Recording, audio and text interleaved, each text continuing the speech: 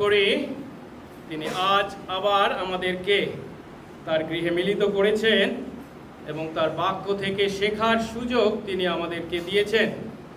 আসুন আজ আমরা প্রভুর মনোনীত শাস্ত্রাংশ থেকে পাঠ করি, যা লেখা আছে লুক লিখিত সুসমাচার 22 অধ্যায়। আমরা দেখব 31 পদ থেকে 34 পদ। লুক লিখিত সুসমাচার 22 অধ্যায় 31 পদ থেকে 34 পদ। প্রভু তার বাক্যে বলেন, শিমোন শিমোন, দেখো, গমের ন্যায় চালবার জন্য শয়তান তোমাদের নিজের বলে চেয়েছে, কিন্তু আমি তোমার জন্য প্রার্থনা করেছি যেন তোমার বিশ্বাসের লোপ না হয়, আর তুমিও একবার ফিরলে তারপর তোমার ভাইদের সুস্থির করো। তিনি তাকে বললেন, প্রভু, আপনার সঙ্গে আমি কারাগারে যেতে ও মরতেও প্রস্তুত আছি। তিনি বললেন, পিতর, আমি তোমাকে বলছি, আজ মোড়ক ডাকার আগেই তুমি আমাকে চেনো না বলে 3 বার অস্বীকার করবে। আমেন। প্রার্থনা করি। পবিত্র মঙ্গলময় স্বর্গস্থ পিতা, তোমার ধন্যবাদ করি। প্রভু, তোমার অপার অনুগ্রহে আমাদেরকে তুমি যে কেবল বাঁচিয়ে রেখেছো তাই নয়, আমাদের জীবনের প্রতিটি প্রয়োজন তুমি পূর্ণ করে চলেছ। আর এই সময় প্রভু, তুমি তোমার সন্তান আমাদেরকে তোমার সান্নিধ্যে আসার এবং তোমার আরাধনা করার সুযোগ দিয়েছ। সেই আরাধনার আমরা সেই মুহূর্তে এসে উপস্থিত হয়েছি যখন আমরা তোমার বাক্য থেকে শিখতে চলেছি। প্রভু, তুমি আমাদের প্রত্যেককে তোমার আত্মা দ্বারা পরিচালনা দান করো। তোমার সেই যে আত্মা দ্বারা তুমি তোমার এই বাক্য তোমার দাসের মাধ্যমে লিপিবদ্ধ করেছ, আজ প্রভু সেই বাক্য যখন আমরা পাঠ করেছি, তা তোমার বাক্য জ্ঞানে ও প্রভু তোমার বাক্যের সত্য শিক্ষা উপলব্ধি করতে তোমার আত্মা দ্বারা আমাদের হৃদয়কে আলোকিত করো। বিশেষ করে প্রভু, স্বীকার করি, মানুষ আমরা আমাদের জাগতিক জ্ঞান বুদ্ধি দিয়ে তোমার বাক্যের উপলব্ধি করতে পারি না। প্রয়োজন তোমার আত্মার দ্বারা পরিচালনা। উপস্থিত আমাদের প্রত্যেককে প্রভু তোমার আত্মা দ্বারা পূর্ণ করো এবং তোমার সেই আত্মার পরিচালনায় ও আত্মার আলোকে বাক্যের অর্থ উপলব্ধি করে তোমার গৌরবার্থে জীবনযাপন করতে আশীর্বাদ করো। সঙ্গে সঙ্গে থাকো। যিশু নামে এই প্রার্থনা চাই, আমেন। আমরা বসবো।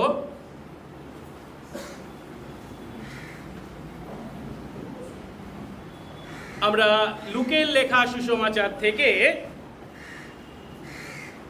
যিশুর পার্থিব জীবনের শেষ সপ্তাহ তথা শেষ দিনের বিষয় শিখছি।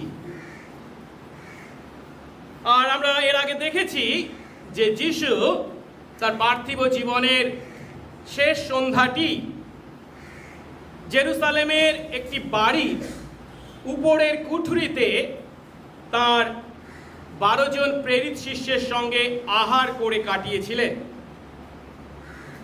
কয়েক সপ্তাহ আগে আমরা দেখেছি তিনি নিজে বলেছেন তার দুঃখ ভোগের পূর্বে তার শিষ্যদের সঙ্গে এই ভোজন করতে তিনি একান্ত বাঞ্ছা করেছিলেন।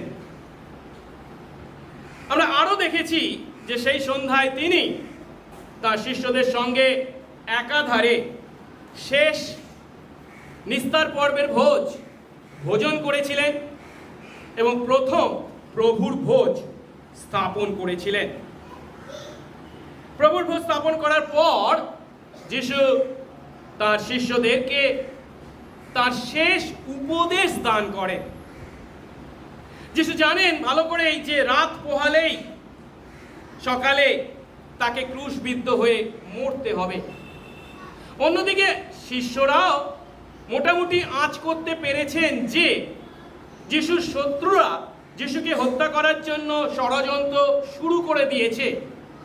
কারণ যোহনের লেখা সুসমাচার অনুসারে তিনি যখন জর্ডন নদীর পূর্ব পালে ছিলেন তখন তার বন্ধু লাসারের অসুস্থতার কথা কয়েকজন বার্তাবাহকের মাধ্যমে তিনি শুনতে পেয়েছিলেন।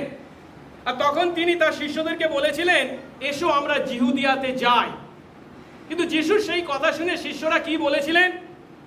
যখন 11 অধ্যায় 7-8 পদে বলা হচ্ছে, রব্বি, এই তো ইহুদিরা আপনাকে পাথর মারার চেষ্টা করছিল, তবু আপনি আবার সেখানে যাচ্ছেন।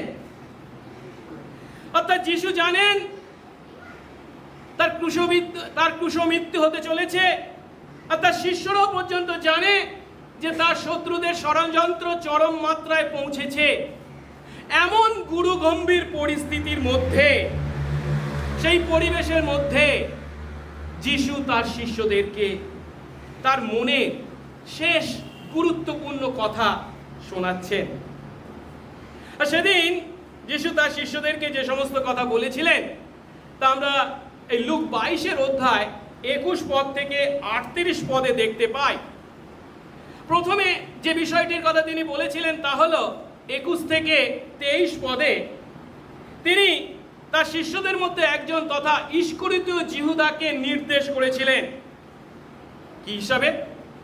না, তিনি অর্থাৎ ইস্করিতীয় জিহুদা যিশুকে শত্রুদের হাতে তুলে দেওয়ার বিশ্বাসঘাতকতার কাজ করতে চলেছে। কিন্তু যিশু যে দুঃখ ও মৃত্যু ভোগ করতে চলেছেন তা যদিও ইস্করিতীয় জিহুদার দ্বারা তাকে শত্রু হাতে সমর্পিত করার দ্বারা ঘটতে চলেছে, ঠিক কথা, কিন্তু একই সঙ্গে তা ছিল পিতা ঈশ্বরের পূর্ব পরিকল্পিত বা নিরূপিত পথ। তাই যিশু একদিকে যখন বিশ্বাসঘাতক ইস্করিতীয় জিহুদাকে নির্দেশ করে তাকে অনুতপ্ত হওয়ার সুযোগ দিয়েছিলেন, অন্যদিকে তিনি তার মৃত্যু যে তার বিরুদ্ধে তার শত্রুদের ষড়যন্ত্রের পরিণাম তা নয়, কিন্তু পিতা ঈশ্বরের সার্বভৌম পূর্ব পরিকল্পিত পরিকল্পনার পূর্ণতা, তাও তিনি স্পষ্ট করে বলেছিলেন। এরপর যিশু তার শিষ্যদেরকে বলেন যে বিষয় আমরা গত রবিবার শিখেছি, কি না, তারা যখন নিজেদের মধ্যে কে শ্রেষ্ঠ এই নিয়ে ঝগড়া করছিল তখন তিনি জগতের রাজ্যে শ্রেষ্ঠ কে আর ঈশ্বরের রাজ্যে শ্রেষ্ঠ কে তাদের কাছে বর্ণনা করেছিলেন। গত সপ্তাহে আমরা দেখেছি জগতের রাজ্যে যারা নিজেদের শ্রেষ্ঠ বলে বড়াই করে তারা অন্যদের উপর প্রভুত্ব চালায়, তারা তাদের নামের সামনে মিথ্যা উপাধি গ্রহণ করে থাকে। কিন্তু ঈশ্বরের রাজ্যে যারা আত্মবড়াই করার পরিবর্তে নত নম্র হয়ে যিশুর অনুকরণে অন্যদের সেবা করে তারাই হলো শ্রেষ্ঠ। এবং ঈশ্বর যিশু খ্রিস্ট সেদিন তার রাজ্যে তার সেই সমস্ত প্রজাদের ভবিষ্যৎ পুরস্কার সম্বন্ধেও বলেছিলেন। তৃতীয় যে বিষয়টির কথা তিনি তার শিষ্যদেরকে বলেছেন, যে বিষয়টি আজ আমরা শিখতে চলেছি, তা 31 পদ থেকে 34 পদে আমরা পাই। আর সে বিষয়টি হলো শিষ্যদের প্রতি তথা পিতরের প্রতি তার একটি ভবিষ্যৎবাণী। হ্যাঁ, সেই রাতেই মোড়ক ডাকার আগে পিতর যিশুকে 3 বার অস্বীকার করতে চলেছেন। এ বিষয়ে যিশুর ভবিষ্যৎবাণী। আর চতুর্থ যে বিষয়টি তিনি বলেছিলেন, যেটা আমরা আগামী রবিবার দেখব 35 থেকে 38 পদ, সেটা হচ্ছে এই শিষ্যদের নির্বুদ্ধিতা। তাদেরকে এত কথা বলার পরেও তারা কিছুই বুঝছে না। কিন্তু আজ আমরা শিখতে চলেছি এই 22 অধ্যায় 31 থেকে 34 পদকে ভিত্তি করে, কি না, পিতরের দ্বারা যিশুকে অস্বীকার করা বা পিতরের যে পতন, সে বিষয়ে যিশু যে ভবিষ্যৎবাণী বলেছিলেন তাকে আমরা একটু কাছ থেকে দেখবার চেষ্টা করব 2 ধাপে। প্রথম ধাপে আমরা দেখব পিতরকে শয়তানের প্ররোচনা, যেটা আমরা 31 পদে এবং 33 ও 34 পদে দেখতে পাচ্ছি। এবং দ্বিতীয় ধাপে আমরা দেখব পিতরের জন্য যিশুর প্রার্থনা। আসুন, প্রথম ধাপ, পিতরকে শয়তানের প্ররোচনা। এর আগে আমরা 21 থেকে 23 পদে দেখেছি তার শিষ্যদের মধ্যে একজন তথা ইস্করিত জিহুদা যিশুর সঙ্গে বিশ্বাসঘাতকতা করে যিশুকে তার শত্রুদের হাতে তুলে দিতে চলেছে। আর এখানে আমরা কি দেখতে পাচ্ছি? শিমন, যার নাম পরিবর্তন করে যিশু করেছিলেন পিতর, তার সম্বন্ধে যিশু কি বলছেন না, গমের ন্যায় চালবার জন্য শয়তান যিশুর কাছে শিষ্যদেরকে চেয়েছে। আর এই কথা যিশু শিমনের নাম করে যখন উল্লেখ করছেন, তখন তাকে বলছেন কি, এতকাল যে পিতর শিষ্যদের প্রতিনিধি হয়ে সব সময় আগ বাড়িয়ে কথা বলেছে, এমন শিষ্য পিতরও পর্যন্ত সর্বসমক্ষে তার প্রভু যিশুকে অস্বীকার করতে চলেছেন। এখন পিতরের মতো এমন ব্যক্তি যদি এই কাজ করেন, তাহলে যিশুর অন্য শিষ্য যারা সেখানে উপস্থিত ছিলেন তাদের কাছ থেকে আমরা কি আশা করতে পারি? শেষ পর্যন্ত দেখা যায়, হ্যাঁ, সর্বসমক্ষে পিতর অস্বীকার করেছিলেন যিশুকে।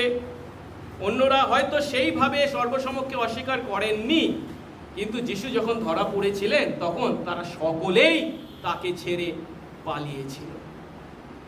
যাই হোক, আজ যখন এই পিতরকে তার বিশ্বাসের পরীক্ষায় পরীক্ষিত করবার জন্য শয়তান প্ররোচিত করছে, এই বিষয়টাকে আমরা দুই ধাপে দেখবার চেষ্টা করি। প্রথম ধাপে দুটো প্রশ্নের মাধ্যমে আমরা দেখবার চেষ্টা করব। প্রথমটি হচ্ছে, কে পিতরের বিশ্বাসের পরীক্ষা করেছিল? এবং দ্বিতীয় ধাপে দেখব, সেটা কি আমরা জানি, শয়তান সে কিভাবে পিতরের বিশ্বাসের সেই পরীক্ষা করেছিল। প্রথম ধাপ, কে পিতরের পরীক্ষা করেছিল বা করতে চায়, যার কথা যিশু এই ভবিষ্যৎবাণীতে বলছেন।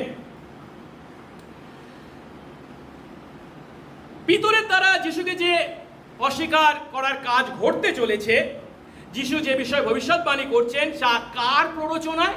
শয়তানের প্ররোচনায়। কারণ 31 পদে যিশু খুব পরিষ্কারভাবে সে কথা আমাদের বলেছেন। কি বলছেন আরেকবার দেখি, শিমন শিমন, দেখো গমের ন্যায় চালবার জন্য শয়তান তোমাদের নিজের বলে চেয়েছে।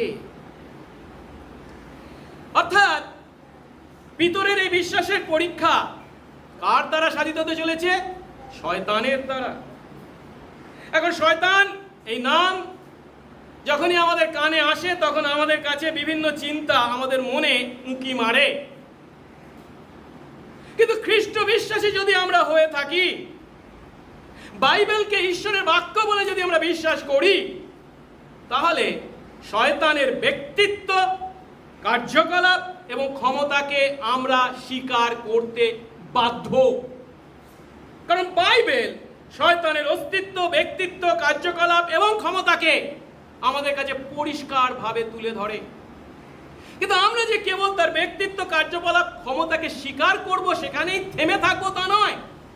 আমাদেরকে এক ধাপ এগিয়ে তার অস্তিত্ব, কার্য সম্বন্ধে আমাদেরকে সচেতন থাকতে হবে।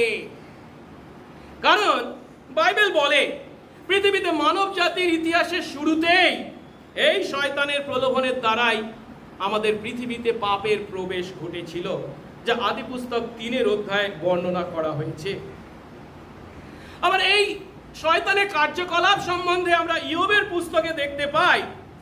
এই শয়তানের কথা বলতে গিয়ে বলা হয়েছে, ইয়োব 1 অধ্যায় 7 পদে, সে পৃথিবী পর্যটন করে বেড়ায় এবং সেখানে ইতস্তত ভ্রমণ করে বেড়ায়।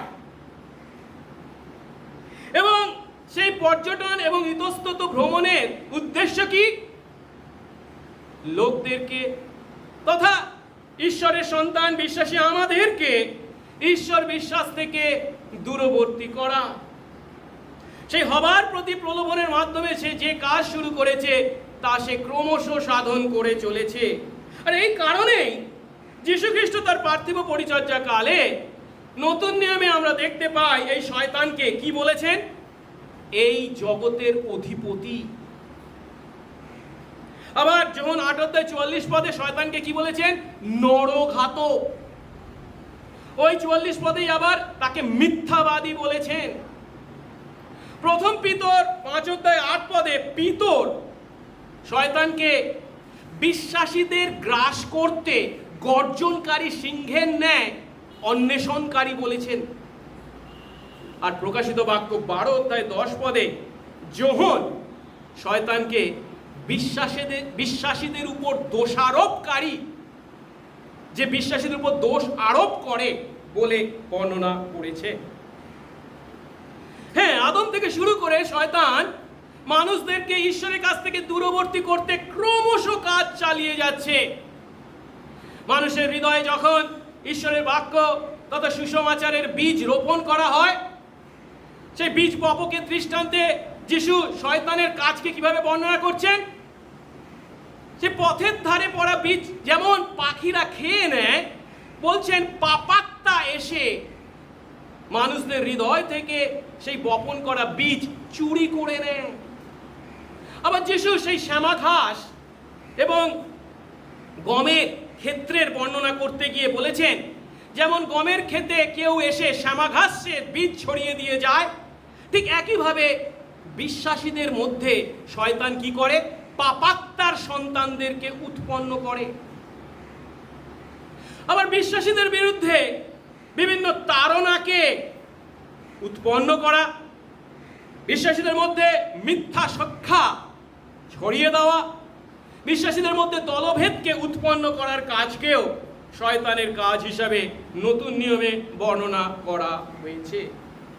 আর এর থেকে আমরা যে শিক্ষাটা পাই তা হলো, আমাদের এই পৃথিবী, এই পাপপূর্ণ পৃথিবী যেখানে আমরা বসবাস করছি, বা আমাদের এই মাংস দেহ যা আমাদেরকে পাপ করতে অনেক সময় পরিচালিত করে থাকে, ঠিক কথা, কিন্তু সত্য হলো শয়তান হলো আমাদের সেই মারাত্মক শত্রু যে সর্বদা অক্লান্ত পরিশ্রম করে অদৃশ্যভাবে আমাদের অভিজ্ঞতায় আমাদেরকে বিপথে পরিচালিত করবার জন্য সর্বদা চেষ্টা চালিয়ে যাচ্ছে। আর ইয়োবের পুস্তকে আমরা দেখতে পাই এই শয়তান সে ইয়োবের বিষয় ঈশ্বরকে কি বলেছিল? সে বলেছিল, ঈশ্বর তুমি একবার তোমার হাত বাড়িয়ে ইয়োবকে স্পর্শ করো, তবে সে অবশ্যই তোমার সম্মুখে তোমাকে জলাঞ্জলি দেবে। 1:11 পদে। তার মানে সহজ কথায় শয়তান বলতে চাইছে, ঈশ্বর তুমি ইয়োবকে দেখছো, অর্থাৎ কি তুমি তাকে আশীর্বাদ করেছো, ধন সম্পত্তি দিয়েছো, স্ত্রী পুত্রকন্যা দিয়েছো, সে সুখে আছে, তাই সে তোমার প্রশংসা আরাধনা করছে। তুমি একবার হাত বাড়িয়ে ইয়োবকে স্পর্শ করো, তাহলে সে অবশ্যই তোমার সামনে তোমাকে জলাঞ্জলি দেবে। আর ঈশ্বর তখন শয়তানকে চ্যালেঞ্জ জানিয়ে ইয়োবের সর্বস্ব হস্তগত করতে শয়তানকে অনুমতি দিয়েছিলেন। তিনি বলছেন, দেখো ইয়োবের সর্বস্বই তোমার হস্তগত, তুমি কেবল তার উপরে হস্তক্ষেপ করো না, মানে তার প্রাণ নিও না। এবং ইয়োবের পুস্তক যখন আমরা পাঠ করি, বিশেষ করে 1 এবং 2 অধ্যায়, আমরা দেখতে পাই, আমরা জানি শয়তান কিভাবে ইয়োবের উপর মারাত্মক অত্যাচার চালিয়েছিল, তার বিশ্বাসের পরীক্ষা চালিয়েছিল, তার সন্তান সন্ততি থেকে শুরু করে তার ধন সম্পত্তি সবই কেড়ে নিয়েছিল। এমনকি ইয়োবের সারা গায়ে মারাত্মক ঘা বা ফোঁড়া উৎপন্ন করেছিল, যে কারণে ইয়োবের সম্বন্ধে বলা হচ্ছে তিনি বাধ্য হয়েছিলেন একটা খাপড়া নিয়ে তার সারা গা ঘষতে এবং ছায়ের উপর বসে থাকতে। এখন পুরাতন নিয়মে ইয়োবের উপর শয়তানকে যেমন ঈশ্বর পরীক্ষা চালানোর অনুমতি দিয়েছিলেন, এখানে আমরা দেখতে পাচ্ছি পিতর সহ শিষ্যদেরকে গমের ন্যায় চালবার জন্য সেই শয়তান নিজের বলে যিশুর কাছে চেয়েছে। প্রশ্ন হলো, শয়তান কোথায়, কখন এবং কিভাবে যিশুর কাছে এই যাচনা করেছিল তা আমরা জানি না, বাইবেল বলে না, আমরা সে সম্বন্ধে কিছুই বলতে পারি না। কিন্তু যে বিষয়টা এখানে বর্ণনা করা হয়েছে, গমের ন্যায় চালবার কথা, এ বিষয়টাকে আমাদের উপলব্ধি করতে হবে। ভারতবর্ষের মতো ইসরায়েল দেশেও গম এবং তার মধ্যে লুকিয়ে থাকা বা মিশে থাকা ভুসি, এ দুটোকে আলাদা করবার জন্য বা পৃথক করবার জন্য উভয় দেশেই কি ব্যবহার করা হয়? কুলোকে ব্যবহার করা হয়, তাই তো? আমরা কুলোতে যখন গম রাখি, সেই গমের মধ্যে ভুসি আছে, তখন মায়েরা যখন সেই কুলোতে সেই গমকে নাচায় বা চালে, তখন কি হয়? গমের সঙ্গে ভুসিরা উপর দিকে উঠে আসে এবং বাতাস বয়, তাতে কি হয়? সেই হালকা ভুসি বা সেই কি বলে তুষ বাতাসে উড়ে চলে যায়, নিচে পড়ে কুলোতে কি? শুধুমাত্র গমের দানাগুলি। এখানে গমকে চালার ন্যায় শয়তান পিতরকে যিশুর কাছে চেয়েছে, পিতরকে দেন, আমি ওকে চালবো।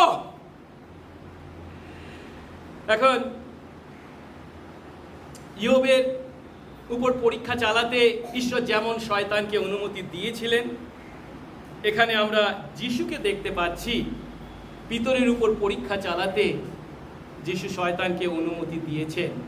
তিনি শয়তানের এই ইচ্ছাকে বাধা দেননি। এর অর্থ, ইয়োবকে পরীক্ষা করতে অনুমতি দিয়ে ঈশ্বর শয়তানের সেই কথাকে খণ্ডন করতে চেয়েছিলেন। কোন কথা? ইয়োব সম্বন্ধে শয়তান ঈশ্বরকে কি বলেছেন? ইয়োব কি বিনা লাভে ঈশ্বরকে ভয় করে? 1 অধ্যায় 9 পদ। ইয়োব কি বিনা লাভে ঈশ্বরকে ভয় করে? তার লাভ আছে তোমাকে ভয় করে, কারণ তুমি তাকে দিয়েছো, কিন্তু যেগুলো দিয়েছো ওগুলো কেড়ে নাও, সে আর তোমাকে ভয় করবে না। এখন শয়তান ইয়োবের উপর যদিও পরীক্ষা চালিয়েছিল, ঠিক কথা, কিন্তু তার চিন্তা, সেই সমস্ত লাভ তার কাছ থেকে যদিও কেড়ে নেওয়া হয়েছিল, তার সন্তান সন্ততি, তার ধন সম্পত্তি, তার সুস্বাস্থ্য সবই কেড়ে নেওয়া হয়েছিল, তবুও কিন্তু ইয়োব ঈশ্বরকে জলাঞ্জলি দেননি। পরিবর্তে এই ইয়োব তার স্ত্রীকে কি বলেছিলেন? 2 অধ্যায় 10 পদে, আমরা ঈশ্বরের কাছ থেকে কি মঙ্গল গ্রহণ করব, অমঙ্গল গ্রহণ করব না। ঠিক একইভাবে এখানে যিশু যখন পিতরকে পরীক্ষা করতে শয়তানের ইচ্ছাকে মঞ্জুর করেছেন, তখন তার দ্বারা তিনি পিতরের জীবনের ভিত্তিকে আন্দোলিত করার অনুমতি শয়তানকে দিয়েছে। শয়তান পিতরকে কুলোতে গম চালবার ন্যায় বাতাসে ঝাড়বে, আর তার সেই বাতাসে ঝাড়ার ফলস্বরূপ পিতরের নিজের বিষয়ে যে সমস্ত মিথ্যা আত্মবিশ্বাস ছিল,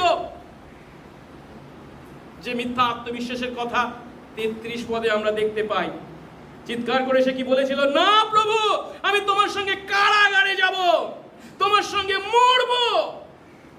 এই যে নিজের বিষয়, তার গর্ব, এই যে মিথ্যা আত্মবিশ্বাস ছিল, তা ভুসির ন্যায় বাতাসে উড়ে গিয়ে কুলোতে কেবল গমের দানার ন্যায় যিশুর প্রতি পিতরের বিশ্বাস অবশিষ্ট ছিল।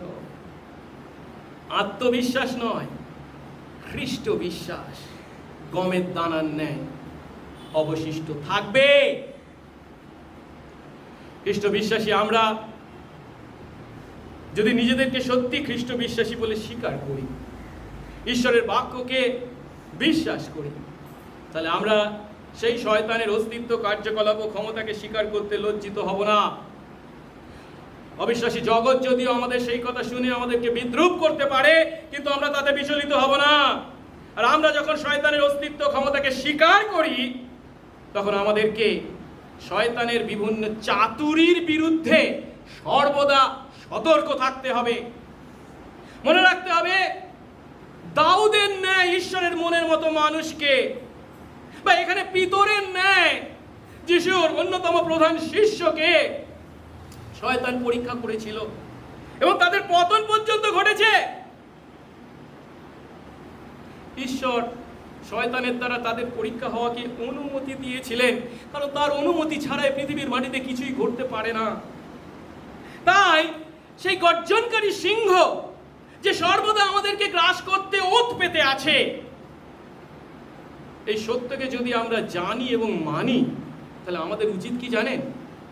আমরা যেন জেগে থাকি, প্রার্থনা করি এবং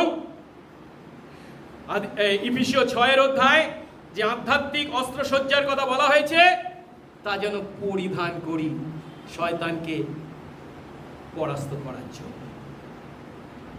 আর সুখের কথা, যাকব 4 অধ্যায় 7 পদে আমাদের জন্য প্রভু প্রতিজ্ঞা করেছেন। কি বলছেন? আমরা যদি দিয়াবলের প্রতিরোধ করি তাহলে সে আমাদের কাছ থেকে পালাবে। আমরা যখন জেগে থাকবো, প্রার্থনা করব, আধ্যাত্মিক অস্ত্রসজ্জা পরিহিত হয়ে তার প্রতিরোধ করব, সে আমাদের কাছ থেকে পালাবে। আর আরো মনে রাখবো কি, ঈশ্বর ও তার সন্তানদের বিরুদ্ধে শয়তান যে যুদ্ধ চালাচ্ছে সে চিরকাল চালাবে তা নয়। প্রভু যখন দ্বিতীয়বারের জন্য আমাদের মধ্যে আসবেন, রোমিও 16 অধ্যায় 20 পদে বলা হয়েছে কি, পৌল বলছেন শান্তির ঈশ্বর শয়তানকে আমাদের পদতলে দলিত করবেন। তাহলে আমরা দেখলাম প্রথম ধাপে কি না, প্রথম প্রশ্নের দ্বারা কে পিতরের বিশ্বাসকে পরীক্ষা করবে। এবারে আসুন আমরা দেখি সেই শয়তান কিভাবে পিতরের বিশ্বাসকে পরীক্ষা করতে চায়। এর উত্তর আমরা 33 এবং 34 পদে পাই। শয়তানের দ্বারা পরীক্ষিত হওয়ার কথা শুনে পিতর তার চিরাচরিত প্রকৃতি মেনে যিশুর প্রতিবাদ করে কি বলেছেন? 33 পদ, পিতর যিশুকে বললেন, প্রভু, আপনার সঙ্গে আমি কারাগারে যেতে, মরতেও প্রস্তুত আছি। আমরা যদি এই কথাকে আর 3টে সুসমাচারে কিভাবে লেখা হয়েছে তা দেখি, প্রায় একই রকম কথা। মতি 26 অধ্যায় 33-35 পদে বলছে, আপনাতে, পিতর যিশুকে বলছেন, আপনাতে যদি সকলে বিঘ্ন পায়, আমি কখনো বিঘ্ন পাবো না। মার্কেও একই ধরনের কথা, মার্ক 14 অধ্যায় 29 পদে, যদিও সকলে বিঘ্ন পায় তবু আমি বিঘ্ন পাবো না। এবং যোহনের সুসমাচারে 13 অধ্যায় 37 পদে পিতর বলছেন, আপনার জন্য আমি প্রাণ পর্যন্ত দেব। এখন লুকে দুটোকেই উল্লেখ করা হয়েছে। বিঘ্ন না পাওয়ার বিষয়টাকে বলছে কি, আমি আপনার জন্য কারাগারে পর্যন্ত যাব এবং আপনার জন্য আমি মরতে প্রস্তুত আছি। আর এই কথাগুলির মাধ্যমে যে সত্যটা আমাদের কাছে খুব পরিষ্কার, সেটা হচ্ছে কি, অন্য শিষ্যদের তুলনায় পিতরের আত্মপ্রত্যয় বা আত্মবিশ্বাস ছিল খুবই উঁচু মানে। এখন পিতর যখন এইভাবে তার আত্মবিশ্বাসের কথা, আত্মপ্রত্যয়ের কথা বলেছে, যিশুর সঙ্গে কারাগারে যেতে সে রাজি আছে, যিশুর জন্য মরতে সে রাজি আছে, তখন যিশু এর আগে যে বলেছিলেন না চালবার জন্য, সেই শয়তান কিভাবে পিতরকে চালবে তা পরিষ্কার করে বলছেন 34 পদে। কি বলছেন? যিশু বললেন, পিতর, আমি তোমাকে বলছি, আজ মোড়ক ডাকার আগে তুমি আমাকে চেনো না বলে, জানো না বলে 3 বার অস্বীকার করবে। কারণ এখানে মোড়ক ডাকার আগে যখন এই কথাকে ব্যবহার করা হচ্ছে, এই মোড়ক ডাকার দ্বারা রাতের নির্দিষ্ট সময়কে যিশু নির্দেশ করেছেন। কারণ সমান্তরাল সুসমাচার আমরা যদি মার্ক 13 অধ্যায় 35 পদ দেখি, সেখানে বলছে রাত্রির 3য় প্রহরে। কারণ ইহুদি দিন গণনা অনুসারে রাত্রে 4টে প্রহর ছিল। প্রথম প্রহরটা হচ্ছে সন্ধ্যাবেলা, যেটা 6টা থেকে 9টা পর্যন্ত। দ্বিতীয় প্রহর হচ্ছে মধ্যরাত্রি, যেটা হচ্ছে 9টা থেকে 12টা। তৃতীয় প্রহর হচ্ছে এই মোড়ক ডাকার সময়, এটা হচ্ছে 12টা থেকে 3টে। আমাদের দেশের মোড়কটা কখন ডাকে আমি জানি না, কোনোদিন নেই, ওই 3টের দিকে ডাকে, আরো দেরি করে। আচ্ছা ঠিক আছে, আমি জানি না। ওদের দেশে এই 12টা থেকে 3টে হচ্ছে মোড়ক ডাকার সময়। আর চতুর্থ প্রহর হচ্ছে ভোর রাত, তার মানে হচ্ছে 3টে থেকে 6টা। তাই যিশু এখানে যখন বলছেন মোড়ক ডাকার পূর্বে, মানে ভোর 3টে আগে পিতর যিশুকে 3বার অস্বীকার করতে চলেছে। আর বিষয় হলো 33 পদে পিতর বলেছেন কি জোর গলায় যিশুর সঙ্গে কারাগারে যেতে, যিশুর জন্য মরতেও সে প্রস্তুত আছে। কিন্তু সত্য হলো আর কয়েক ঘন্টা পর কি ঘটতে চলেছে? পিতর যিশুর জন্য কারাগারে যাওয়া নয়, যিশুর জন্য মরা নয়, নিজের প্রাণ বাঁচাতে সে যিশুর শিষ্য বলে নিজেকে পরিচয় দিতে লজ্জা পাবে। যিশুকে চেনে না বলে একবার নয় 3বার অস্বীকার করবে। কিন্তু আমরা যদি পিতরের কথাকে একটু ভালো করে চিন্তা করি, পিতর যদি সত্যি সত্যি যিশুর জন্য কারাগারে যেতেন বা যিশুর পরিবর্তে মরতেনও, তাতে কি কোনো কাজের কাজ হতো? কিছু লাভ হতো কি? পিতর মরলে কি আমরা পাপ থেকে পরিত্রাণ পেতাম? না, পরিবর্তে যিশু জানতেন আর কয়েক ঘন্টার মধ্যে ঠিক তার বিপরীত ঘটনা ঘটতে চলেছে। কি? যিশুর জন্য পিতর জীবন দেবে না, পিতরের জন্য যিশু তার নিজের জীবন উৎসর্গ করতে চলেছে। কারণ তার দ্বারাই পিতর নিজে যেমন, তার সন্তান আমরাও আমাদের পাপ থেকে মুক্তি পেতে চলেছি। কারণ এর আগে আমরা দেখেছি, সেই 23 থেকে কোথা থেকে দেখছিলাম না, 21 থেকে 23, 24 থেকে 29 পদে কি ঈশ্বরের পূর্ব পরিকল্পিত পরিকল্পনা অনুসারে যিশু মরতে চলেছেন তার সন্তানদের পাপের জন্য। এখন সেদিন যিশু যে কথা বলেছিলেন পিতরের বিষয়, বা যে ভবিষ্যৎবাণী করেছিলেন যে কিভাবে শয়তান পিতরকে তার বিশ্বাসের পরীক্ষা করবে, 3বার যিশুকে চেনে না বলে অস্বীকার করার দ্বারা। আর বাস্তব হলো কি, এর পরবর্তী অংশে এই 22 অধ্যায় 54 থেকে 62 পদে আমরা দেখতে পাবো কি সত্যি সত্যি পিতর সম্পূর্ণ সাবলীল ভাবে 3বার যিশুকে অস্বীকার করেছিলেন। আর এর দ্বারা আমরা যে সত্য উপলব্ধি করি, একজন পাক্কা অপরাধীর ন্যায় বিন্দু মাত্র বিচলিত না হয়ে যিশুকে অস্বীকার করার দ্বারা পিতর যে লজ্জা এবং অপমান অনুভব করেছিলেন, যখন তিনি মোড়ক ডাকার পর যিশুর মুখোমুখি হয়েছিলেন, তখন উপলব্ধি করেছিলেন আমি কতখানি একগুঁয়ে, অদম্য, দম্ভের অধিকারী মানুষ। আমি আমার নিজের সম্বন্ধে কত কি চিন্তা করতাম, ভাবতাম আমি অন্যদের মতো নয়, অন্যরাও যদি বিঘ্ন পায় আমি বিঘ্ন পাবো না, তোমার জন্য আমি কারাগারে যাব, তোমার জন্য আমি মরবো। নিজের সম্বন্ধে আমি এই যে আত্মবিশ্বাসের অধিকারী ছিলাম, তা ছিল কেবল আমার একগুঁয়ে বা অদম্য বা গর্ব বা দম্ভের বাহ্যিক প্রকাশ মাত্র। তাই সেদিন আমাদের প্রভু পিতরের জীবনে এই ঘটনাকে অনুমতি দিয়ে পিতরকে নত নম্র হতে শিখিয়েছিলেন। আর এইভাবে পিতর যখন তার দাম্ভিকতার সমুচিত ফল লাভ করেছিলেন, তখন তিনি অদম্য গর্ব বা দম্ভের কথা না বলে বিশ্বাসীদেরকে কি হতে বলেছেন? তার লেখা প্রথম পত্র, পিতরের পত্রের 5 অধ্যায় 5 থেকে 6 পদ যদি আমরা পড়ি, পিতর বিশ্বাসীদের উদ্দেশ্যে লিখেছেন, তোমরা সকলেই একজন অন্যের সেবায় নম্রতা পরিধান করো, কারণ ঈশ্বর অহংকারীদের প্রতিরোধ করেন কিন্তু নম্রদের অনুগ্রহ দান করেন। ঈশ্বর অহংকারীদের প্রতিরোধ করেন আর নম্রদের অনুগ্রহ দান করেন। এই কথা যখন পিতর লিখছেন পবিত্র আত্মার দ্বারা অনুপ্রাণিত হয়ে, তখন এই কথা কোনো জ্ঞানের কথা নয়, এ হচ্ছে তার নিজের বাস্তব জীবনের অভিজ্ঞতার ফল। কারণ তিনি তা হাড়ে হাড়ে টের পেয়েছে, শিখেছেন। আজ আমরা কোথায়, কোন ভিত্তির উপর দাঁড়িয়ে আছি? আমরাও কি পিতরের ন্যায়, পিতরের পরীক্ষার পূর্বে তার যে আত্মবিশ্বাস বা আত্মপ্রত্যয় ছিল, অহংকার ছিল, গর্ব বা দম্ভ ছিল, তার উপরে দাঁড়িয়ে আছি? বিশ্বাস, খ্রিস্টের সেই প্রেমের উপর দাঁড়িয়ে আছি। আমরা যদি পিতরের মতো এখনো আত্মপ্রত্যয় ও অহং নিয়ে পূর্ণ থাকি, প্রভু যেন আমাদের প্রতি দয়া করেন।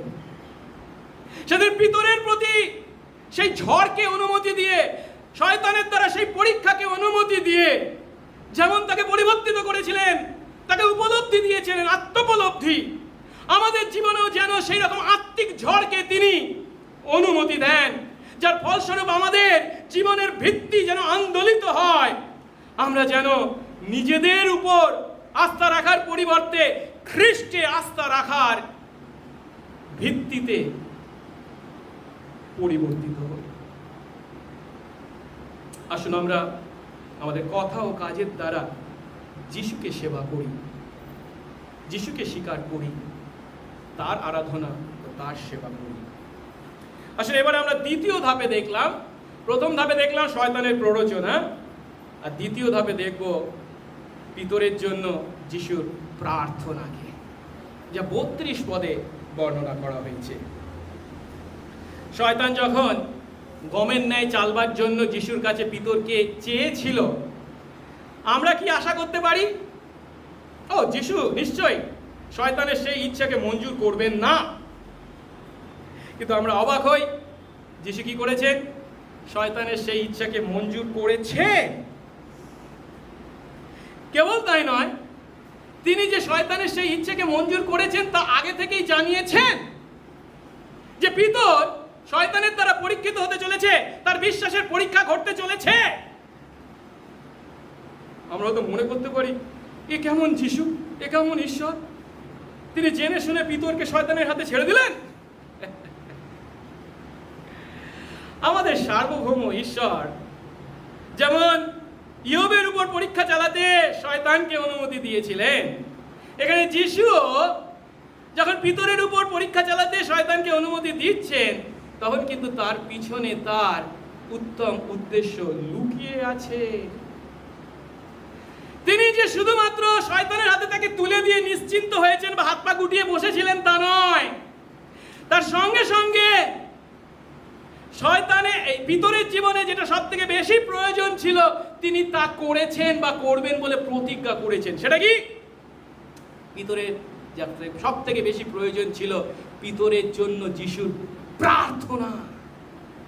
আর তাই যিশু বলছেন, আমি তোমার জন্য প্রার্থনা করেছি। আর সেই প্রার্থনা হলো কিসের প্রার্থনা? এই পরীক্ষার মাধ্যমে পিতরের আত্মবিশ্বাসের যদিও অবসান ঘটবে, কিন্তু পিতরের সত্য বিশ্বাস যেন লোপ না পায়। তাই 32 পদে যিশু বলছেন, আমি যদিও শয়তানকে তোমার উপর পরীক্ষা চালাবার অনুমতি দিয়েছি, সে তোমাকে কুলো দিয়ে গমকে চালবার ন্যায় চালতে চেয়েছে, আমি তোমাকে তাড়াতে তুলে দিয়েছি, কিন্তু আমি তোমার জন্য প্রার্থনা করেছি যেন তোমার বিশ্বাসের লোপ না হয়। এখানে যিশু বলছেন যেন তোমার বিশ্বাসের লোপ না হয়, যার অর্থ পিতর সত্য বিশ্বাসী ছিলেন, তিনি সত্য বিশ্বাসের অধিকারী ছিলেন। আর এখানেই ইস্করিতীয় জিহুদার সঙ্গে পিতরের পার্থক্য। ইস্করিতীয় জিহুদা যখন মিথ্যা বিশ্বাসী ছিলেন, পিতর হলেন সত্য বিশ্বাসী। আর তাই যিশু নিজে এখানে শিক্ষা দিচ্ছেন বা সাক্ষ্য দিচ্ছেন যেন পিতরের বিশ্বাসের লোপ না হয়, যে বিশ্বাসে, যে সত্য বিশ্বাসের সে অধিকারী। হ্যাঁ, পিতর সত্যি সত্যি পূর্ণ মাত্রায় যিশুতে আস্থা স্থাপন করেছিলেন, তার বিশ্বাস ছিল খাঁটি। কিন্তু সত্য হলো, শয়তানের সেই পরীক্ষার মুখে পিতর যে তার নিজের ক্ষমতায় বা তার নিজের বিশ্বাসে সেই সত্য বিশ্বাসে পরীক্ষা সিদ্ধ হয়েছিলেন তা কিন্তু নয়। পিতরের জন্য যিশু প্রার্থনা করার যে প্রতিজ্ঞা করেছেন, পিতরের জন্য সেই প্রার্থনায়, যিশুর সেই প্রার্থনায় তাকে বিশ্বাসে পরীক্ষা সিদ্ধ হতে দিয়েছিল। শয়তান যিশুর শিষ্যদের মধ্যে ভাঙন তৈরি করে খ্রিস্টের প্রতি তাদের আনুগত্যকে কেড়ে নিতে চেয়েছিল, খ্রিস্টের কাজকে ধ্বংস করতে চেয়েছিল। কিন্তু যিশু পিতরের জন্য প্রার্থনা করেছেন যেন তার বিশ্বাসের লোপ না হয়। এর অর্থ কি? লোপ না হয় মানে কি? সেই বিশ্বাস শেষ হয়ে না যায় বা সেই বিশ্বাস ফুরিয়ে না যায়। অর্থাৎ যিশু প্রার্থনা করছেন পিতরের বিশ্বাস যেন উধাও না হয়ে যায় বা সেই বিশ্বাসের কোনো ছাপ না রেখে নিশ্চিহ্ন না হয়ে যায়। এরপরে আমরা দেখব যখন পিতর যিশুর অনুসরণ করবেন এবং পিতরকে সেখানে দেখে তাকে যিশুর শিষ্য বলে 3 বার লোকেরা সন্দেহ করবে, তখন এই পিতরই 3 বার যিশুকে চেনে না বলে অস্বীকার করবেন। এটা সত্য যে আনুগত্যের অর্থে, মানে যিশুর প্রতি আনুগত্যের অর্থে পিতর অবশ্যই যিশুকে অস্বীকার করেছিলেন, কিন্তু চূড়ান্ত অর্থে তিনি যে উদ্ধারকারী বিশ্বাসের অধিকারী ছিলেন সেই উদ্ধারকারী বিশ্বাস কিন্তু তিনি হারাননি। কেন? কারণ যিশু তার জন্য প্রার্থনা করেছেন যেন তার বিশ্বাসের লোপ না হয়। আর যিশু তার জন্য যে প্রার্থনা করেছিলেন সেই প্রার্থনার উত্তর তিনি পেয়েছিলেন। কোথা থেকে আমরা জানতে পারি? যখন 3 বার অস্বীকার করার পর, মোড়ক ডাকার পর পিতর যিশুর মুখোমুখি হয়েছিলেন, বাইবেল কি বলে? এই লুক 22 অধ্যায় 62 পদে আমরা কি দেখতে পাই? তিনি বাইরে গিয়ে অত্যন্ত রোদন করলেন। ইস্করিত জিহুদার ন্যায় তার অপরাধের জন্য নিজেকে দোষী সাব্যস্ত করে গলায় দড়ি দেওয়া নয়, পিতর বাইরে গিয়ে অনুতাপের অশ্রু জলে ঈশ্বরের কাছে কাঁদছেন। কেন? যেহেতু তিনি সত্য বিশ্বাসের অধিকারী এবং তার সেই কঠিন মুহূর্তে পর্যন্ত যিশু তার জন্য প্রার্থনা করেছেন সেই সত্য বিশ্বাস যেন তিনি না হারান। তার সেই রোদনের দ্বারা তথা তার পাপের জন্য অনুতপ্ত হওয়ার দ্বারা তিনি যে পাপের ক্ষমা পেয়েছিলেন, তার যে বিশ্বাসের লোভ হয়নি, যিশুর প্রার্থনার যে উত্তর মেলেছিল, বাইবেল তা আমাদের কাছে স্পষ্ট করে তুলে ধরে। তা এখানে আমরা এমন একজন বিশ্বাসের উদাহরণকে দেখতে পাচ্ছি যিনি পাপের গভীরে পতিত হয়েছিলেন, তার প্রভুকে পর্যন্ত না চেনার কথা বলে যিশুকে অস্বীকার করেছিলেন, তবু তার বিশ্বাস নিশ্চিহ্ন হয়নি যেহেতু যিশু তার জন্য প্রার্থনা করেছিলেন। আর আমাদের প্রভু কেবল পিতরের জন্য নয়, তার সমস্ত সন্তানের জন্য একইভাবে প্রার্থনা করে চলেছেন। এই বিশ্বাসে আমরা আমাদের প্রভুতে অবশ্যই সেই রাস্তা রাখব যে তিনি তার কোনো সন্তানের বিশ্বাস লোপ পেতে দেবেন না, যদিও তারা মারাত্মক পাপে পতিত হয়, যেমন পিতর পতিত হয়েছিল। বিশ্বাসী আমরা যখন এই পাপপূর্ণ পৃথিবীতে আমাদের জীবন যাপন করি, আমাদের জীবনকে দেখি, তখন আমরা উপলব্ধি করি কি ঈশ্বরের প্রতি আমাদের বিশ্বাস অনুসারে জীবনযাপন করা কত কঠিন। কারণ আমাদের শত্রুদের সংখ্যা অসংখ্য আর আমাদের ক্ষমতা খুবই সীমিত।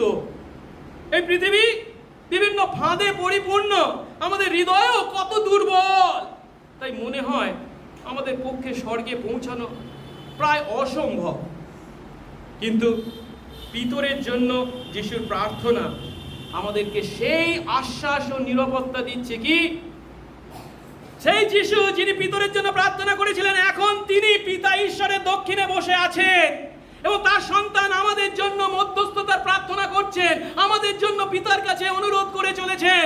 রোমিও 8 অধ্যায় 34 পদে বলে কি খ্রিস্ট যিশু তো মরলেন, উত্থাপিত হলেন, আর তিনি ঈশ্বরের দক্ষিণে আছেন আর আমাদের পক্ষে অনুরোধ করছেন।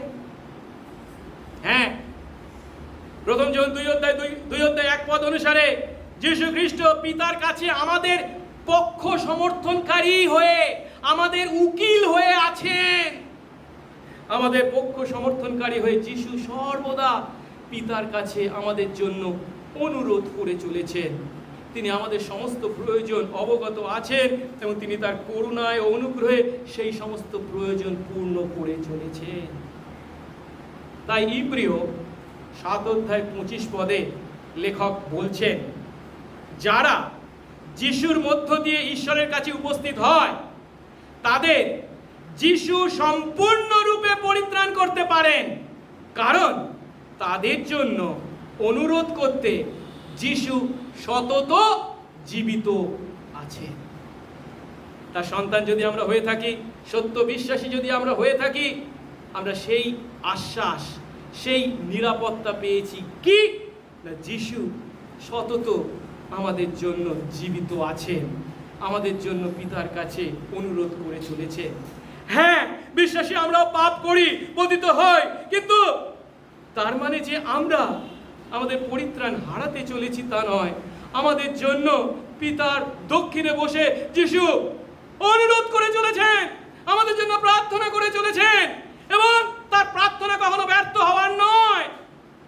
তিনি আমাদেরকে দেন তার আত্মা দ্বারা আমাদের পাপকে দেখে অনুতপ্ত হয়ে তার কাছে ফিরে আসার সুযোগ। সংস্কারপন্থী ঈশতত্ত্বে, রিফর্ম থিওলজিতে এই সত্যকে ভিত্তি করে যে মতবাদ গড়ে উঠেছে তাকে বলে সত্য বিশ্বাসীদের পরীক্ষা সিদ্ধতা, পারসিভিয়ারেন্স অফ সেন্টস। সত্য বিশ্বাসীদের পরীক্ষা সিদ্ধতার মতবাদের অর্থ কি? যাদের সত্য বিশ্বাস আছে তারা সম্পূর্ণভাবে কিংবা চূড়ান্তভাবে সেই বিশ্বাস কখনো হারাতে পারে না। এর অর্থ সংসারপন্থী বিশ্বাস করে ঈশ্বর স্বয়ং যাদের সত্য বিশ্বাস দিয়েছেন তিনি কখনো তাদেরকে সেই বিশ্বাস থেকে পতিত হতে অনুমতি দেন না। কিন্তু মনে রাখতে হবে, সত্য বিশ্বাসীরা যে তাদের নিজেদের শক্তিতে, ক্ষমতায় এই বিশ্বাসে সিদ্ধ হয় তা নয়। ঈশ্বরের অপরিবর্তিত করুণা ও অনুগ্রহের কারণেই তারা পরীক্ষা সিদ্ধ হয়। কারণ কি? যদি বাইবেল আমরা সামগ্রিকভাবে দেখি প্রথম থেকে শেষ পর্যন্ত, কি উপলব্ধি করি? ঈশ্বর যাদেরকে জগৎ সৃষ্টির পূর্বে যিশু খ্রিস্টেতে মনোনীত করেছেন, ইফিসীয় 1:4, যাদেরকে তিনি তার পুত্রের প্রতিমূর্তির অনুরূপ হওয়ার জন্য পূর্ব মনোনীত করেছেন, রোমিও 8:29, ঈশ্বর তাদের সত্য বিশ্বাস থেকে কখনো পতিত হতে অনুমতি দেন না। আর এইভাবে বিশ্বাসীদের পরীক্ষা সিদ্ধ হওয়ার কারণ তাদের শক্তি বা তাদের ক্ষমতা যে তা নয়, কিন্তু কি? ঈশ্বর তার অপরিবর্তিত প্রেমে তাদেরকে ধরে রেখেছেন, পরীক্ষা সিদ্ধ হতে তিনি তাদেরকে সক্ষম করে চলেছেন।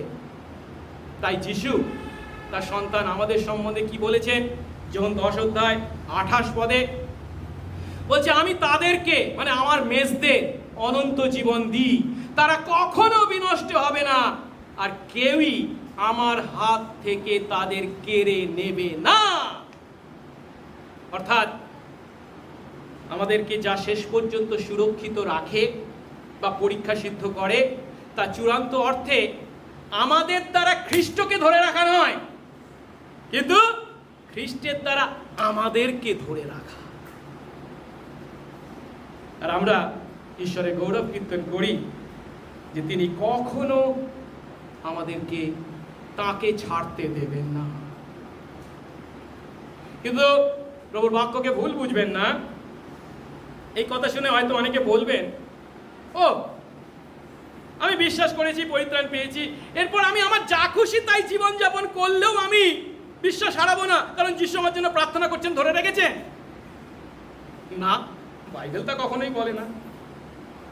বাইবেল কাদের পরিত্রাণ ধরে থাকার কথা বলে, পরীক্ষা সিদ্ধ হওয়ার কথা বলে? সত্য বিশ্বাসী। আপনি যদি সত্য বিশ্বাসী হন, পরিত্রাণ পাওয়ার পর কি আপনি বলতে পারেন আমি যা কিছু করি না কেন যিশু আমাকে ধরে রাখবেন?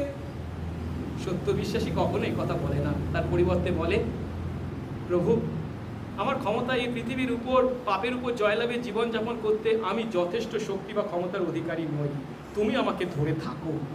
আর যদি পড়ে যাই, প্রভু বিশ্বাস করি তুমি আমাকে ধরে রাখবে, আমার জন্য নিবেদন করছো, প্রার্থনা করছো, যার গুণে আমি আবার অনুতপ্ত হয়ে তোমার কাছে ফিরে আসব। এই বিশ্বাসীদের বা সত্য বিশ্বাসীদের পরীক্ষা সিদ্ধতা আমাদের গর্বকে প্রকাশ করে না, অহংকারকে প্রকাশ করে না, খ্রিস্ট বিশ্বাসী হয়ে আত্ম অহমিকার কথা বলে না, পরিবর্তে ঈশ্বরের গৌরবকে স্বীকার করে যে তিনি আমাদের ধরে আছেন, তাই আমরা পতিত হই না। যিশু আজও পিতা ঈশ্বরের সামনে আমাদের জন্য প্রার্থনা বা অনুরোধ করে চলেছেন যেন আমাদের বিশ্বাস লোপ না পায়। পিতরের জন্য যে সেদিন তিনি যেমন বিনতি করেছিলেন, এর অর্থ 2000 বছর আগে আমাদের পাপের প্রায়শ্চিত্ত করতে যিশু যেমন ক্রুশের উপর মরেছেন, সেই কাজ যেমন গুরুত্বপূর্ণ, আজ ঠিক একইভাবে আমাদের জন্য পিতার কাছে তিনি যে বিনতি করে চলেছেন তাও একইভাবে গুরুত্বপূর্ণ। কিন্তু এখানেই শেষ নয়, এই 34 পদের দ্বিতীয় একটা অংশ বাকি আছে, আর সেখানে আমরা দেখতে পাচ্ছি যিশু পিতরকে কি বলছেন, আর তুমিও একবার ফিরলে পর তোমার ভাইদের সুস্থির করো। এনে ফিরলে পর মানেটা কি? তোমার পরীক্ষায়, তোমার বিশ্বাসের পরীক্ষায় পরীক্ষিত হতে হবে। শয়তান তোমাকে পরীক্ষা চালাবে, তোমাকে চালবে কুলো দিয়ে গম চালান নেয়, কিন্তু আমি তোমার জন্য প্রার্থনা করব তোমার বিশ্বাসের লোভ হবে না, তুমি বিশ্বাসে স্থির থাকবে। তার ফলস্বরূপ তোমার সেই আত্ম অহংকার, গহিমা, আত্মপ্রত্যয়, আত্মবিশ্বাস সব ঝেড়ে মুছে পরিষ্কার করে দিয়ে কেবল আমাকে ধরে থাকবার, আমাতে বিশ্বাসে, খ্রিস্ট বিশ্বাসে তুমি স্থির হবে। আর এই অভিজ্ঞতার মাধ্যমে তুমি যখন আমার কাছে ফিরে আসবে, এই সত্য অভিজ্ঞতা তোমাকে কি আশীর্বাদ করবে? তুমিও আর 5 জন খ্রিস্ট বিশ্বাসী ভাই বোনদেরকে, যারা বিশ্বাসী হওয়া সত্ত্বেও পতিত হয়েছে পরীক্ষায় তোমার মতো, তাদেরকে সুস্থির করতে পারবে। কারণ কি? তুমি নিজে এ বিষয়ে ভুক্তভোগী। যিশু যেমন সেদিন বলেছিলেন বা সেই রাতে বলেছিলেন, পিতর ঠিক তেমনই শয়তানের দ্বারা পতিত হয়ে রাত শেষ হওয়ার আগেই যিশুকে 3 বার অস্বীকার করেছিলেন। আর এর দ্বারা তার সমগ্র জীবন আন্দোলিত হয়েছিল, তার পায়ের তলার মাটি সরে গিয়েছিল, পিতরের অহং, আত্মগরিমা পরাজয় ঘটেছিল, তার গর্ব বা দম্ভ মাটিতে মিশে গিয়েছিল। কিন্তু প্রভুর প্রার্থনা অনুসারে তিনি প্রভুর প্রতি তার সত্য বিশ্বাস হারাননি। প্রভু জানতেন কি না, এই পিতর আগামী জীবনে তার সহবিশ্বাসীদের প্রতি দয়া, সমবেদনা বা ধৈর্য ধরে তাকে সেই পরিচর্যা কাজ করতে হবে। কারণ পিতর তার অবশিষ্ট জীবন প্রভুর একজন দাস হয়ে বা সন্তান হয়ে সুসমাচার প্রচারকারী হিসাবে কাদের মধ্যে? সেই সমস্ত খ্রিস্ট বিশ্বাসী তারা তাড়না, অত্যাচারের দ্বারা যন্ত্রণা ক্লিষ্ট, তাদের মধ্যে তাকে কাজ করতে হবে। আর সেই কাজ করার জন্য তাদের প্রতি সমবেদনা তাকে প্রদর্শন করতে হবে। এখন শয়তানের দ্বারা নিজে আন্দোলিত হওয়ার পর পিতর নিজের দুর্বলতা উপলব্ধি করেছেন, তাই এরপর তিনি যাদের মধ্যে কাজ করবেন, সেই বিশ্বাসী সন্তানদের মধ্যে যখন দুর্বলতাকে দেখবেন, তখন তাদের প্রতিও তিনি সেই সমবেদনা প্রদর্শন করতে সক্ষম হবেন। এইভাবে নিজে ভুক্তভোগী হওয়ায়, পরীক্ষায় অন্যদের পতিত হতে দেখে পিতর তাদের প্রতি আশা ছাড়বেন না, পরিবর্তে তাদের প্রতি সমবেদনা, সান্ত্বনা, দয়া প্রদর্শন করবেন। আর এই কথাই পিতর তার প্রথম পত্রে 5 অধ্যায় 8 থেকে 10 পদে তুলে ধরেছেন। আমরা দেখি তো একটু, প্রথম পিতর 5 অধ্যায় 8 থেকে 10 পদ। পিতর তার তাড়না ক্লিষ্ট বিশ্বাসী ভাই বোনদেরকে লিখছেন, তোমরা সংযমী হও, জেগে থাকো, তোমাদের বিপক্ষ দিয়াবল গর্জনকারী সিংহের ন্যায় কাকে গ্রাস করবে তার অন্বেষণ করে বেড়াচ্ছে। পিতর নিজে এই শয়তানের দ্বারা গ্রাসিত হওয়ার অভিজ্ঞতা লাভ করেছে। তোমাদের প্রতি সেই একই ঘটনা ঘটে চলেছে, কিন্তু তোমরা কি করো? বলছে তোমরা বিশ্বাসে অটল থেকে তার অর্থাৎ সেই শয়তানের প্রতিরোধ করো। তোমরা জানো জগতে বাসকারী তোমাদের ভাইদের প্রতিও সেই প্রকার নানা দুঃখ ভোগ সম্পন্ন হচ্ছে। আর সমস্ত অনুগ্রহের ঈশ্বর, যিনি তোমাদেরকে খ্রিস্টে নিজের অনন্ত প্রতাপ প্রদান করতে আহ্বান করেছেন, তিনি নিজে তোমাদের অল্প সময়ের দুঃখ ভোগের পর তোমাদেরকে পরিপক্ক, সুস্থির, সবল ও বদ্ধমূল করবে। অর্থাৎ পরীক্ষায় পতিত, বিশ্বাসে পতিত এমন বিশ্বাসীদেরকে বলছেন, তোমরা অল্প সময়ের জন্য দুঃখ ভোগ করছো, এই পরীক্ষার সময়ের মধ্যে যাচ্ছ, কিন্তু এই পরীক্ষায় তোমাদেরকে পরিপক্ক করবে, সুস্থির করবে, সবল করবে, বদ্ধমূল করবে, যেমন আমাকে করেছে। আমি যেমন সেই অভিজ্ঞতার অভিজ্ঞ হয়েছি। পিতর নিজে মানুষের দুর্বলতা বিষয়ে ওয়াকিবহাল ছিলেন, তা তিনি ভালো করে জানতেন। তিনি নিজে এই মানুষের দুর্বলতার একবার শেষ ধাপে গিয়ে পৌঁছেছিলেন। তার নিজের দুর্বলতা তিনি হাড়ে হাড়ে টের পেয়েছিলেন, আর তার দ্বারাই প্রভু পিতরকে পরিপক্ক, সুস্থির, সবল ও বদ্ধমূল করেছিলেন। তাই পিতরের লেখা এই পত্রের এই কথাগুলি কোনো ঈশ্বরতাত্ত্বিক উপদেশ বা ঈশ্বরতাত্ত্বিক ব্যাখ্যা নয়। এই কথাগুলি হলো তার নিজের বাস্তব অভিজ্ঞতা থেকে অর্জিত সত্য শিক্ষা।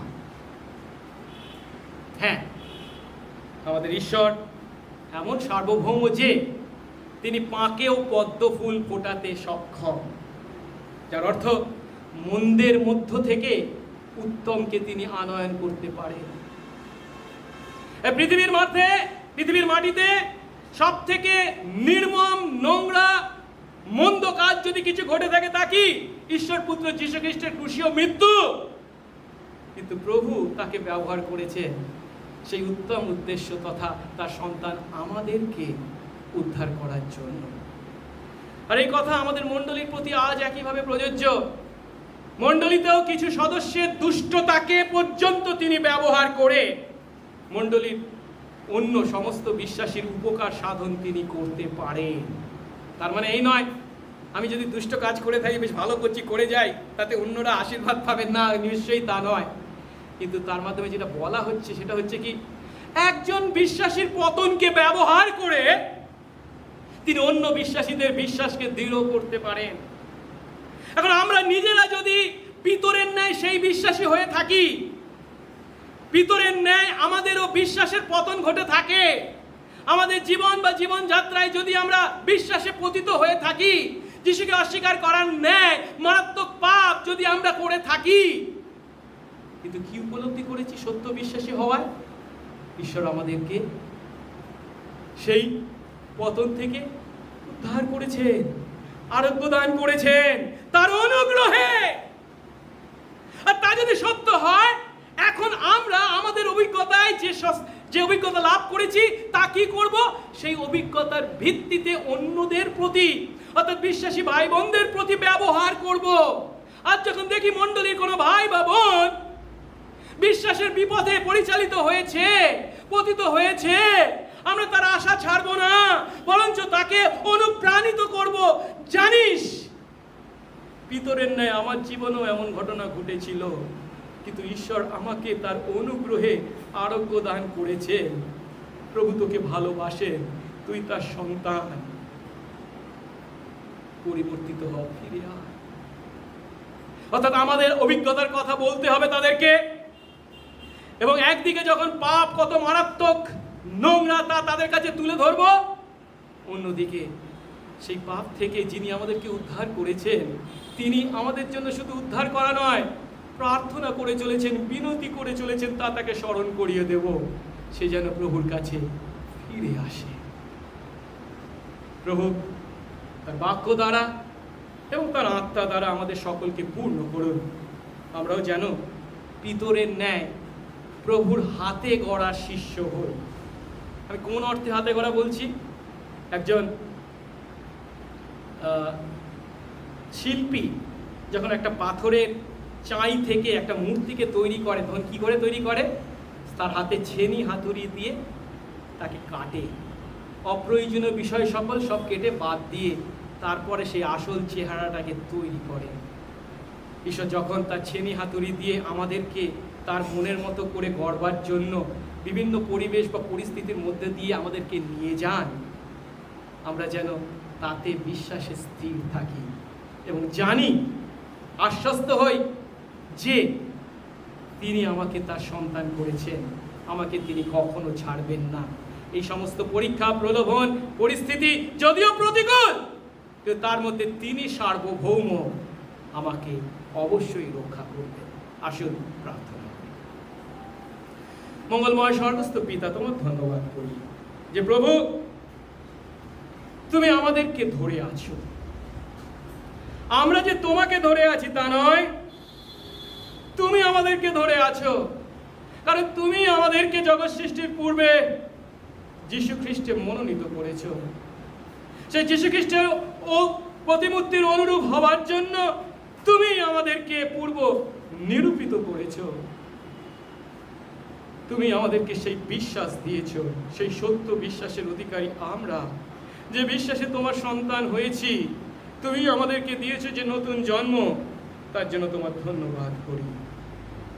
এবং প্রভু, সেই বিশ্বাস যা তুমি আমাদেরকে দিয়েছো, তা যে তুমি কখনো আমাদের মধ্য থেকে লোপ পেতে দেবে না, তোমার সেই প্রতিজ্ঞায় বিশ্বাস রেখে, আস্থা রেখে, দয়া করো প্রভু, নত নম্র হয়ে তোমার উদ্দেশ্যে কৃতজ্ঞতায় এবং বাধ্যতায় যেন আমরা আমাদের জীবন যাপন করি।